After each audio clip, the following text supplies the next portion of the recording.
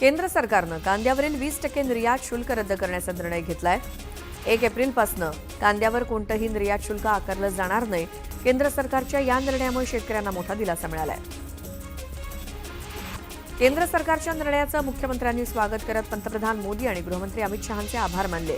लासलगाव आणि पिंपळगाव इथून मोठ्या प्रमाणात कांद्याची आवक होत असून या निर्णयामुळे महाराष्ट्रातील कांदा उत्पादकांना मोठा दिलासा मिळणार आहे, असं म्हणत फडणवीसांनी कांदा निर्यात शुल्क हटवल्याच्या निर्णयाचं स्वागत केलं।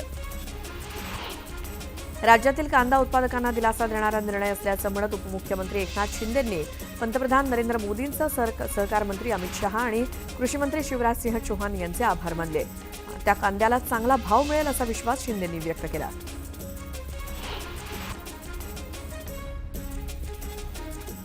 कांदा निर्यात शुल्क हटवल्यामुळे खासदार अमोल कोल्हेंनी केंद्र सरकारचे आभार मानले।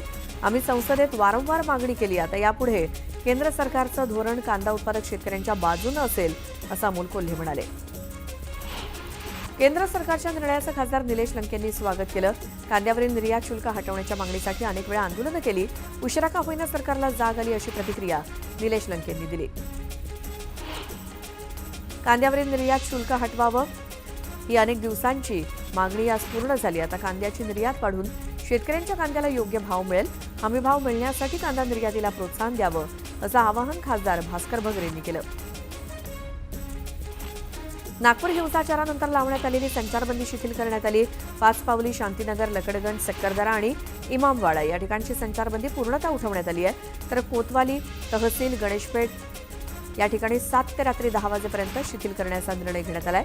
या पुढील आदेशापर्यंत यशोधरानगरमधील संचारबंदी मात्र कायम असणार आहे।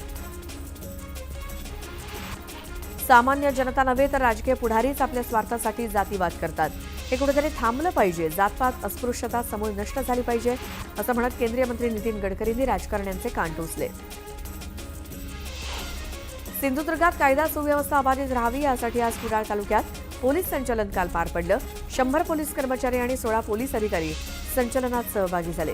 यावेळी सोशल मीडिया नीट वापरा, अफवांवरती विश्वास ठेवू नका, असं आवाहन पोलिसांनी केलं। मध्य, हार्बर आणि पश्चिम मार्गावरील विविध अभियांत्रिकी आणि देखभालीच्या कामांसाठी आज 3ही मार्गांवरती मेगा ब्लॉक असणार आहे। त्यामुळे 3ही मार्गांवरील लोकल सेवेवरती परिणाम होणार आहे। त्यामुळे प्रवाशांना लोकल प्रवास करताना वेळापत्रक पाहूनच नियोजन करावं लागेल। उन्हाळी सुट्ट्यांमध्ये होणारी प्रवाशांची वाढती संख्या लक्षात घेऊन अतिरिक्त गर्दी विभाजित करण्यासाठी मध्य रेल्वेनं मुंबई, नागपूर, करमाळी तसंच तिरुवनंतपुरम, पुणे, नागपूर आणि दौंड, कलबुर्गी दरम्यान 332 उन्हाळी विशेष रेल्वे गाड्या चालवण्याचा निर्णय घेतलाय। उन्हाळ्याच्या सुट्टीच्या कालावधीत प्रवाशांच्या नियमित रेल्वे गाड्यांव्यतिरिक्त उन्हाळी विशेष रेल्वे गाड्या चालवल्या जाणार आहेत। त्यासोबत नांदेडला जाण्यासाठी मध्य रेल्वेच्या मुंबई विभागातून गाडी धावेल। या रेल्वे गाडीच्या 24 अतिरिक्त फेऱ्या होतील। त्यामुळे मध्य रेल्वेनं चालवलेल्या उन्हाळी विशेष गाड्यांची एकूण संख्या आता 356 झाली आहे। कडक उन्हामुळे मुंबईला पाणीपुरवठा करणाऱ्या धरणांमधील पाणीसाठा झपाट्यानं आटत चाललाय। आणखी 2.5 महिने उन्हाळ्याचे बाकी आहेत, त्यामुळे संभाव्य पाणी संकट लक्षात घेता खबरदारीचा उपाय म्हणून भातसा आणि अप्पर वैतरणा या 2 धरणातील राखीव पाणीसाठा घेण्याची परवानगी मुंबई महापालिकेनं राज्य सरकारकडे मागितली आहे। राज्यात उच्च सुरक्षा नोंदणी क्रमांक पाटी बसवण्याकडे नागरिकांनी विविध कारणांनी पाठ फिरवली आहे। त्यामुळे सगळ्याच जिल्ह्यामध्ये आणि शहरांमध्ये या पाट्या लावण्यासाठीचे फिटमेंट सेंटर वाढवली जाणार आहेत। परिवहन आयुक्त कार्यालयाकडून तसे आदेश शनिवारी राज्यातील सर्व आरटीओ कार्यालयांना मिळालेले आहेत। उत्पादकांची एफआरपी एकरकमी देण्याचा कायदा आणि त्यासंदर्भात न्यायालयानं दिलेल्या आदेशामुळे साखर उद्योगापुढे नवं संकट उभं राहिलंय। देशातील ऊस उत्पादकांच्या थकीत एफआरपीचा आकडा 15,505 कोटी रुपयांवरती गेलाय। एकीकडे कायद्याची टांगती तलवार आणि दुसरीकडे आर्थिक डबघाईमुळे साखर कारखान्यापुढे सुद्धा ही रक्कम उभी करण्याचं मोठं संकट आहे। मुंबई विद्यापीठाचा 2025-26 या वर्षाचा 968 कोटी 18 लाख रुपयांचा अर्थसंकल्प सिनेट बैठकीत मंजूर झाला। विद्यापीठानं यंदा 147 कोटी 63 लाख रुपयांच्या तुटीचा अर्थसंकल्प मांडलाय। यंदा विद्यापीठाची अर्थसंकल्पीय तरतूद 13% वाढली आहे। सावित्रीबाई फुले पुणे विद्यापीठाचा 2025-26 या आर्थिक वर्षासाठी एकूण 566 कोटी रुपये जमेचा आणि तब्बल 648 कोटी रुपये खर्चाचा अर्थसंकल्प सादर झाला। अर्थसंकल्पात एकूण 82 कोटी रुपयांची तूट दर्शवली असून गेल्या वर्षीच्या तुलनेत 17 कोटी रुपयांनी ही तूट कमी झाली आहे। गेल्या 2 वर्षांपासून जागतिक आणि देशातील हवा प्रदूषणात उरणची अव्वल क्रमांकावरती नोंद होऊ लागली होती. मात्र काही दिवसांपासून यामध्ये सुधारणा झाली असून शुक्रवारी हा हवा गुणवत्ता निर्देशांक 59 अंकांवरती होता. या अंकात सातत्यानं सुधारणा होते, त्यामुळे वातावरण सुद्धा आल्हाददायक झालंय. मुंबईतील सर्व 13,79,086 झोपडीवासियांचं बायोमेट्रिक सर्वेक्षण पूर्ण करण्यासाठी झोपडपट्टी पुनर्वसन प्राधिकरणानं निविदा काढून महापालिकेच्या प्रभागनिहाय सर्वेक्षण संस्थांची नियुक्ती करण्याचं ठरवलंय.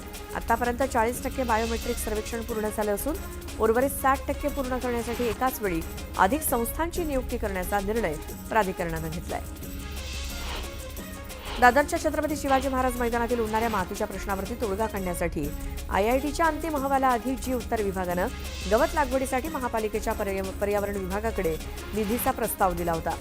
पर्यावरण विभागानं त्याकरता 80 लाख रुपयांचा निधी मंजूर केलाय आणि निधी मिळताच टप्प्याटप्प्यानं रहिवाशांना विश्वासात घेऊन गवताची लागवड केली जाणार आहे.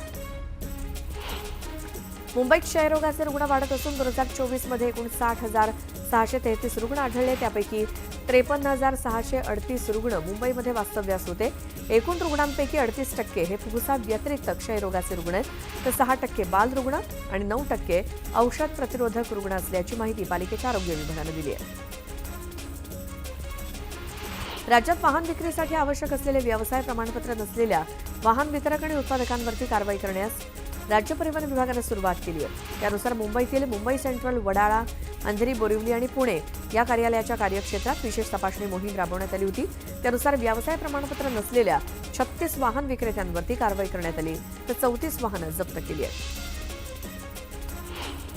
नवी मुंबई महापालिकेनं मालमत्ता करावरील थकीत रकमेवरील विलंब शुल्क आणि दंडात्मक रकमेवरती अभय योजना सुरू केलेली असताना दुसरीकडे पाणी देयकांवरील विलंब शुल्क आणि दंडात्मक रकमेवरती 50% सूट देण्याबाबतची अभय योजना लागू केली आहे. 31 मार्च 2025 पर्यंत ही अभय योजना लागू असेल. कोरोना काळात आरोग्य सुविधा पुरवण्यासाठी कंत्राटी पद्धतीनं घेण्यात आलेले कर्मचारी अद्यापही पालिका सेवेत कार्यरत असून त्यापैकी कामचुकार असलेल्या 100 कर्मचाऱ्यांना ठाणे महापालिकेनं कामावरनं काढून टाकण्याची कारवाई वर्षभरात केली. या निमित्तानं कामचुकार कर्मचाऱ्यांना पालिकेनं घरचा रस्ता दाखवल्याची चर्चा सुरू आहे. राज्यामध्ये उन्हाची तीव्रता वाढू लागल्यामुळे उष्णतेशी निगडीत आजारांचा धोका वाढू लागलाय. राज्यात उष्माघाताच्या रुग्णसंख्येत वाढ सुरू असून आतापर्यंत 21 रुग्णांची नोंद झाली आहे. सर्वाधिक रुग्ण हे गडचिरोलीमध्ये आहेत. या पार्श्वभूमीवर सार्वजनिक आरोग्य विभागानं नागरिकांना खबरदारीचा इशारा दिलाय. इथे वेळ झाली एक मोठी बातमी बघूयात. राष्ट्रवादीचे नेते जयंत पाटील शरद पवारांची साथ सोडून अजित पवारांसोबत जाण्याची चर्चा सुरू आहे. त्याला आणखी हवा मिळाली आहे. याचं कारण म्हणजे अजित पवार आणि जयंत पाटलांची भेट. पुण्यातील वसंतदादा शुगर इन्स्टिट्यूटच्या बैठकीनंतर राज्याचे उपमुख्यमंत्री अजित पवार आणि जयंत पाटलांची भेट झाली. अजित पवारांसह शरद पवारांच्या पक्षानं जयंत पाटील दुसऱ्या पक्षात जाणार याची चर्चा मात्र फेटाळली. जयंत पाटील अजित पवार यांची भेट. दोन्ही नेत्यांमध्ये बंद दारात चर्चा.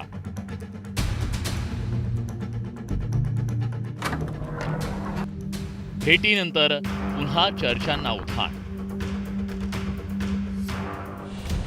पुण्यातील वसंतदादा शुगर इन्स्टिट्यूटच्या बैठकीसाठी राज्याचे उपमुख्यमंत्री अजित पवार यांच्यासह राष्ट्रवादीचे अनेक नेते उपस्थित होते. या बैठकीला शरद पवारांच्या पक्षाचे प्रदेशाध्यक्ष जयंत पाटीलही उपस्थित होते. जवळपास अर्धा तास या दोन्ही नेत्यांमध्ये चर्चा झाली.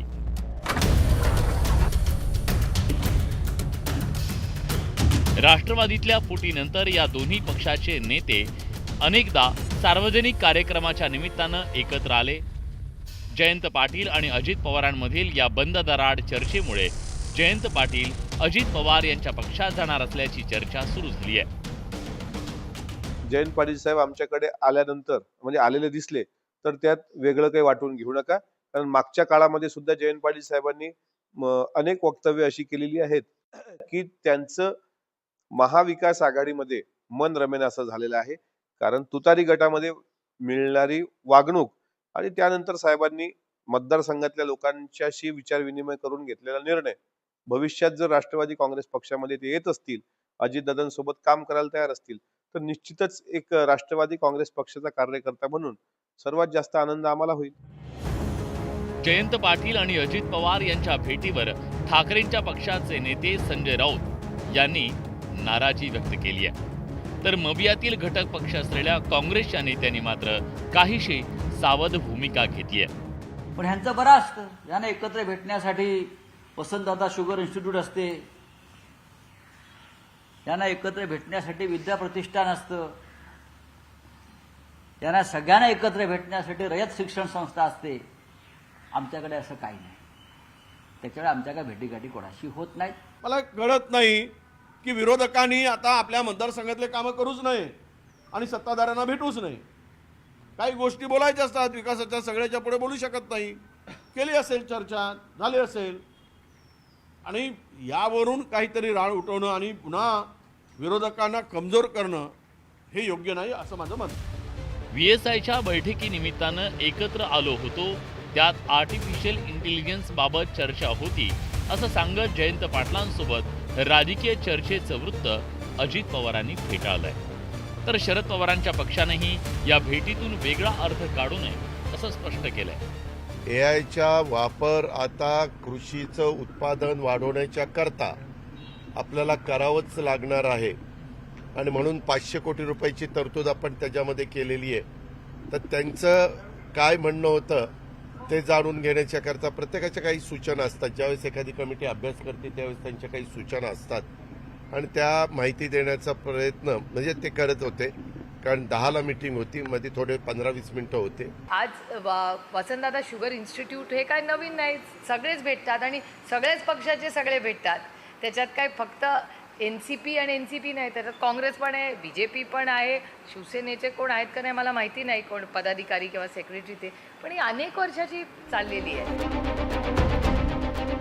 जयंत पाटील आणि अजित पवारांच्या भेटीमधून चर्चा सुरू झाली आहे. त्याला कारण ठरलं तर जयंत पाटील यांनी काही दिवसापूर्वी केलेलं हे विधान. जयंत पाटील यांनी विधानाबाबत स्पष्टीकरण दिलं असलं तरी त्या विधानाबाबतची चर्चा काही थांबत नाहीये. माझी गॅरंटी घेऊ नका, माझं काही खरं नाही. कारण काय, तुम्हाला माझ्या मनात शंका असल्या, माझ्याबद्दल शंका असल्यामुळे तुम्हाला हमी देणंही जरा धोक्याचं आहे. जयंत पाटील हे शरद पवार यांच्या पक्षातील आणि मवियाचे महत्वाचे नेते आहेत. पवारांच्या पक्षाचे प्रदेशाध्यक्ष हे महत्वाचं पद त्यांच्याकडे आहे. जयंत पाटील आणि रोहित पवारांमध्ये सध्या सुप्त राजकीय संघर्ष असल्याचं बोललं जात आहे. या सगळ्या पार्श्वभूमीवर जयंत पाटलांच्या राष्ट्रवादी सोडण्याच्या चर्चा अधूनमधून सुरू असतात. आता अजित पवारांसोबतच्या भेटीमुळे या चर्चांना पुन्हा एकदा उधाण आलंय. जयंत पाटलांसह अजित पवारांनीही या चर्चा फेटाळल्या असल्या तरी त्यावरचा धुरळा काही खाली बसत नाहीये. Bureau report, news 18 Lokmat, Pune.